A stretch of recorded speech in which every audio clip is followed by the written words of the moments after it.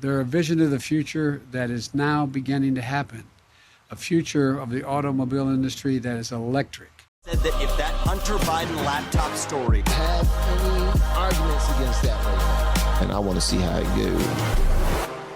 I just now came across a story on Joe Rogan podcast, and it is talking about something that my wife, my son Jojo, LFR Jojo, if you're not already following this channel, please make sure you do.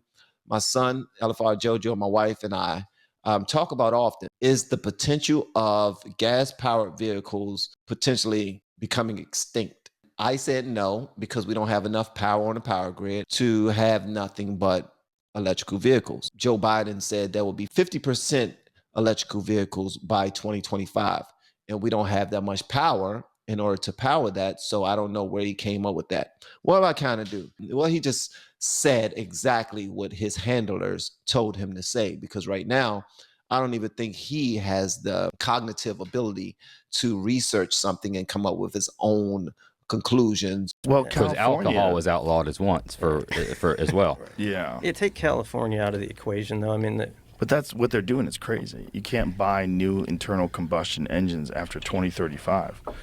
And I think this is like 20-something other states fixing to adopt it the same way because you can do it without a vote. Yeah, it's crazy. They did it without a vote. I don't think it makes sense. I really don't. I don't think there's enough minerals in the ground. I don't think just the mining alone that would have to happen, and the reality of what happens in that mining, people need to understand what they're talking about. They're talking about batteries. Like this idea that batteries just come from fairies, and that now all of a sudden you have this like zero carbon impact vehicle. Right. Like that's nonsense. That's complete total nonsense. You're ignoring the entire supply chain. The process of what it takes to make that. What is with people that they won't recognize, that they don't want to recognize that? Some people didn't know about it until I had this guy on my podcast, Siddharth Kara, who wrote a book about it, and he went to the Congo to show these illegal mines, like what they're doing. I mean, it's not illegal. There's no law, right? But they have children working in these mines. They have women working in these mines with babies on their back, and they're mining toxic cobalt. And this stuff is, I mean, there's no protection, there's no safety. These people are like chipping this shit out of the ground.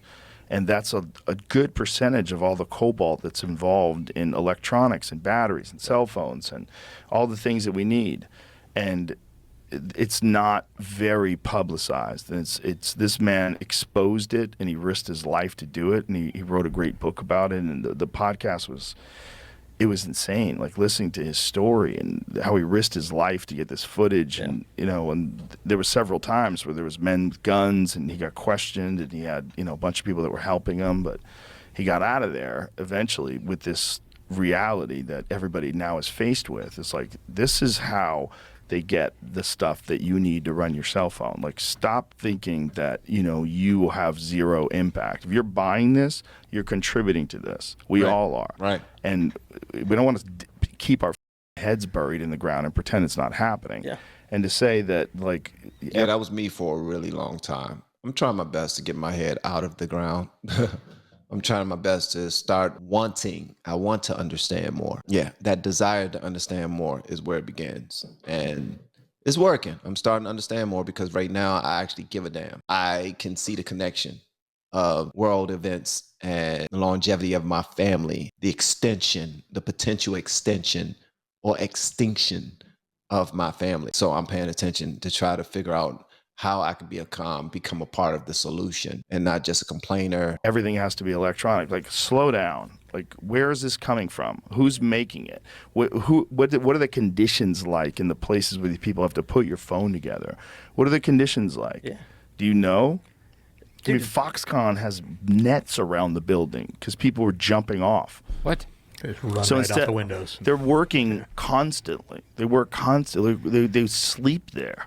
They had beds underneath their desks or their work areas. And it was sleep underneath, work, sleep, work. Show the photo of the nets around Foxconn. Man. It's bananas. Yeah, I just feel like Look at that. Oh, Jesus. They're nets all around the building. Employees are listening. It could be worse. You know how wild that is? Like, if you're going to jump off a building, you can't do it here. Get out of here. Or if you do, you better have good aim. Man. You got to aim for where there's no net. How do you explain that to people, like when you're walking executives into the building? We've had a like, huge bird problem. We've had a huge bird You know how problem. crazy that is? You've had so many people come in, and your solution is put nets around the building. Wow. Those people just go up to the top floor, this, bang. I want it to be over. That's so sad, man. Is that where we are? Why would you even want to work there? I'm so serious. Why would you want to work somewhere that's known for people committing that at that building? To the point where you have now covered all of the ground with nets. You're like, nope. Before they fall, they're going to hit this net right here. This will fix it. What about the culture of what's going on in that place? Just lock them like all the casinos do.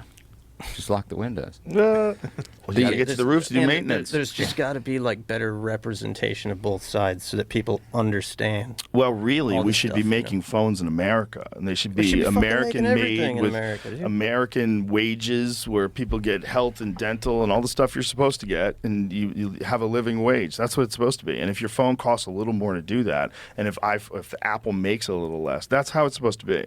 You're not supposed to be using slave labor to do stuff. And, Right. you know, we don't have an ethical choice. It's not like if you want to be a part of today's society, you kind of have to have a smartphone if you're answering emails and doing business. Yeah, it's that's way true. more convenient to do that than not have one. And there's not like this like very obvious ethical choice. Like, hey, this company only uses high-paid labor. Everybody has insurance. There's none of that. If they only work X amount of hours a day, there's none of that. You get these things, and they're all manufactured overseas. Is it 2030 is the year? Is that what California's law I is? think it's 2035. Yeah. If they were to do that and say it was nationwide, right, and no new cars after 2035 can be, but they don't touch. I mean, obviously, you're not going to be able to do anything with what's existing. Any of the ICE motors that are out there. It's gonna be like Judge Dredd. Yeah, imagine what the cost of like a 2020 F-150 would be worth then. Think it'd be more desirable or less desirable? I mean, I would assume that at least 50-something% of the population is going to be like, F that, I'm never going that. I'm going to keep buying my gas motors, right? Well, the thing that always is going to be an issue with cars is charging them. It takes time, right? So you have to sit there. So if you're fully out of juice and you're on a cross country trip, how long does it take when you go to those supercharger stations to get you up to 100% again? How long is that? Is it a few hours? Yeah. Longer than you want to be sitting there. A few hours? Man, when I go to the gas station, I see people sitting in those Tesla supercharging stations that's right alongside of the gas stations, and they're just sitting there chilling. I thought that they, pull up, plug that bad boy up, 10 minutes to 15 minutes, and even that is too long to be sitting waiting for your car to be charged. But at the end of the day, you can plug it up, go in the store, get you some chips or something, chips and something to drink, come back out, and it's ready or almost ready. You know how we do with our cars right now when we go to fill up. Right now, we fill up and we go in the store, we come back out. That bad boy close to done or is almost done. But at the end of the day, if I got to charge my damn vehicle up for 3 hours, 2 hours, 1 hour, hell no, ain't nothing attractive about that. Not at all. Yeah, so damn sure. with rising crime and having places where people are going to be stuck and no security, especially in places like LA, good luck with that. Oh, yeah. My friend Eddie was telling a story the other day about he almost got robbed at a gas station, and he realized these guys were coming towards him, and he got out just in time. But he's like, you know how you've been in your car so many times that you can just, where everything is instantly, You don't have to fumble. He says, if that's what saved me. That I just jumped in my car and I knew how to, and I was just moving already. Crazy. The guy was moving towards him. Dude, that's a little bit like the net scenario, though. Like, what's the problem that we're not solving? That, like, why the are there nets? Why are you afraid to go sit there and charge your car at the gas station? Well, because you're going to get robbed for sitting there for an hour. Is nobody looking at airline travel and the way planes are made with doing anything away with doing electric motors on that kind of shit? The stuff that would actually make a... There's a concept that's Really? currently being developed for a solar-powered plane. I talked to a guy about it like over a year ago, and they were explaining it. And they have, I think they've done a bunch of test flights, and they're about to, and it's going to be able to go a long way. I just don't know. Joe Rogan is jacked, man. I need to go upstairs and do me some goddamn pull-ups and push-ups and squats and dips and all that other stuff, man, because I'm 45 years old, still been skinny.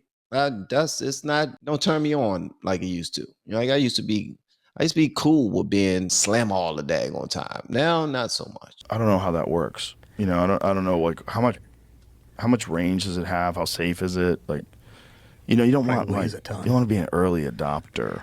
Well, not when you're in the sky. Like flying cars. Like you see flying cars, like, yeah, I'm gonna sit that out. Yeah. Give it Yeah, 10 like, to 20 years. That one out. Kind of keep an eye on it, you know? Yeah. How many Maybe I'll get into douchebags that. are gonna fly into power lines? You know, how many people are gonna fly into trees and start forest fires? I think that when they announced that in California, wasn't like the next day they also had an announcement for people to stop charging their cars yeah. because It was like a week later. What a Please fail. don't charge. That's the other thing. It was It's too like, hot and it maxed out the grid. if everybody had an electric car, the strain on the grid would be monumental. I don't know if most grids, the way they're set up right now, would be able to handle that. Exactly. So while we keep on Elon Musk, I like the guy. I like Elon Musk because he is an innovator, extremely hard worker. He's tapped into his community, but he's part of the problem. Like, if everybody had an electric car, wouldn't that take like substantial upgrades to the grid? Yeah, dude, it's just infrastructure, Joe. We just you- we just invest in infrastructure, man. Like, I like how you're saying it. Like, it makes sense. You're so confident. Do you think they're worried about all of that stuff, or they know that it's impossible? That's why you push it out to. It just looks really good on the ballot. It does look really good on the ballot. That's part of the problem. This is a lot of people have these knee-jerk reactions to like very complex, nuanced problems, like the environment. Like, I had Mike Baker on yesterday, and we talked about this. And one of the things he's saying, like, the vast majority of the pollution, the carbon emissions in the world is coming from China and India. That's the vast majority of it. And they're not going to change. They're not going to change what they do, no matter what we do. We're not going to put a dent in what they're doing. And there's a bunch of people that think that the way to get us out of this and the way to mitigate climate change in terms of like human impact on it is actually to build up poorer communities and get them on an electrical system, get nuclear power to these places or solar or something, and like elevate their standard of life. You'll have less pollution. You'll definitely have less issues in terms of like health consequences of the people that live there. And in turn, as they become more sustainable, or they live a better life, their lifestyle's better, you'll have less pollution. People need to be incentivized. Like, they need to have some sort of, like, there's places in the world that have no hope and they just burn tires. They don't give. Right. Like, they're not thinking about the environment. At they're all. thinking about, how do I get by? They care about how do I stay surviving, alive? that's it. Back to your point on making stuff here. I don't know He just don't drop some bars. One thing that I like to listen to Joe Rogan is not one of those brainiac type of guys. He's more of a down to earth, relatable to the common man type of gentleman. Give everybody a chance, objective. Everybody but Trump. He won't bring Trump on his show. I don't understand that. But maybe Trump don't want to come on his. Maybe he did reach out to Trump's people, and Trump people was like, nah, we don't like Rogan, all like that. I don't know. I don't think that's the case, because usually when we see one another in public, they greet each other. You know what I mean? And I like listening to podcasts like this because everyone has a free thought to add to the conversation. You know what I mean? It just flows. It don't seem like it's stressful, like they're going out of their way to add to the conversation or take away. They're not, being one-sided when it comes to a political side of it, of the conversation or debate. Just seems like they're trying to get to the bottom of it so that the common person who's watching this or who's listening to this can gain something from it. numbers, but I'm wondering if you were to say in 10 years we're requiring 90% of every single thing we use to be made in the USA, right? So you cut out all that air freight and all that freight line, all the shipping. The shipping is huge. And everybody wants to talk about providing jobs. If we take all that shit, what does that do for the carbon footprint? If we're not shipping all those freighters, Yeah, and we're building that shit here. I've Probably was Googled a it. If huge you Google impact. that, and granted, this is just me like looking at Google, doing Google research, but Right, look that at what sounds look at what a legit. container uses in fuel consumption. It's insane. It's like the equivalent of like every single vehicle in the United States, like annually. It seems like nuts, a dude. It's huge nuts. dent you would put in it by us making the shit here and using it here. That would be a big dent. That would be massive. That's obviously a long-term project, unfortunately. When manufacturing really kind of like got out of the United States, when they started shipping and building cars overseas and ruined Detroit. I mean, Detroit just fell apart. That is true. Detroit was known for, that's where they got their bread and butter. They was Motor City. Like, this is where we got it. We create vehicles here for America, American vehicles for the country. You know what I mean? But what happened? Was it something political that happened to him? That Roger and Me movie, you guys ever see that? Never seen. No, never heard of it. You never heard of it? Michael Moore, that guy. It's a great documentary, and it's about Flint, Michigan. It's about right after they closed all the plants down, and everybody just had nothing. They had nothing to do, and just like the city collapsed. And all that happened because they wanted to make shit cheaper. Yeah. They wanted to pay people less, and it's more profitable for them to have their manufacturing plants in other countries. Dude, it's nuts. That was the one song for Whitey the other day. Yeah. Right? You know Whitey Morgan? Country song? Yeah, I've heard the name. He was on the podcast, and he did a local show and stuff like that. He's from Flint, and his dad and granddad worked in the auto, and he has a song, and he was telling about it. Yeah, we were talking to him about like Michigan. It came up because we go to shows in Michigan, and Michigan's got a very like southern redneck pocket, right? It's weird because of how north it is, and he talked about all the people from the South moved up there for all these auto jobs and all the wages, right? And it's that area. But he talked about the same thing. When they shut it down, I mean, it just that specifically Flint. That's where he's from. Yeah, and a lot of bad things started happening over there. I think at one point their water wasn't even good enough for drinking. It was like extremely dark. And we got a lot of work to do when it comes to this country, but it's going to take us all. We need to stop all the fighting, the infighting. I don't care if you feel like you're on the right side. Stop treating others like you're better than them. Stop treating people like you know it all, because you don't. Even the experts who these politicians hire, they don't know it all. The people who are making these laws, clearly they are missing the boat. They get it wrong a lot. So we need to communicate a lot more. That don't mean stop fighting. No, fight for what you believe in. But at the end of the day, we need to treat people with a little bit more respect. I usually don't give people respect unless they give me respect in return. So it got to be a mutual thing. I can care less how smart you are, how rich you are, or any of that, how beautiful you are or attractive you are, period, or how many resources and connections you have. Don't care. If the respect is not mutual, I'm off the train. Next stop.